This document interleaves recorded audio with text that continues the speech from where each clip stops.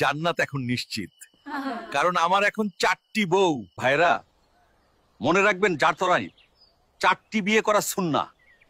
সামর্থ্য থাকলে 4টি বিয়ে করুন। শোনো, আজকে হাদিস শুনলাম মাতার 4টা বিয়ে করা সুন্নাহ। আমি 4টা বিয়ে করব ইনশাআল্লাহ। তুমি 4টা বিয়ে করো, কোনো সমস্যা নেই, কিন্তু আগে আমার দেনমোহর পরিশোধ করো। আমাকে আরো 3টি বিয়ে করে দাও, না হলে আমি ভাত খাবো না। ঠিক আছে, ঠিক আছে, আগামী কালই তোমার 4টি বিবাহের ব্যবস্থা করে দিচ্ছি।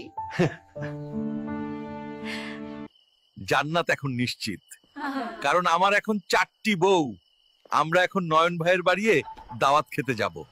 নয়ন ভাই, আপনার বন্ধু শামীম ভাই সেও 4টি বিয়ে করতে চায়। তার জন্য মেয়ে দেখা শুরু করুন। আমরা সকলেই মিলে গিয়ে তার বিয়ে খাবো।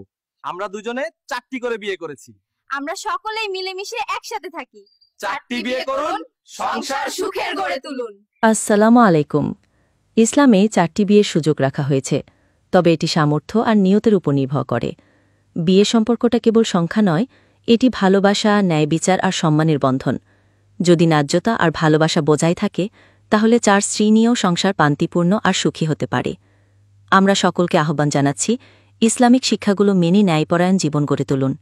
জাযাকুমুল্লাহ খাইর।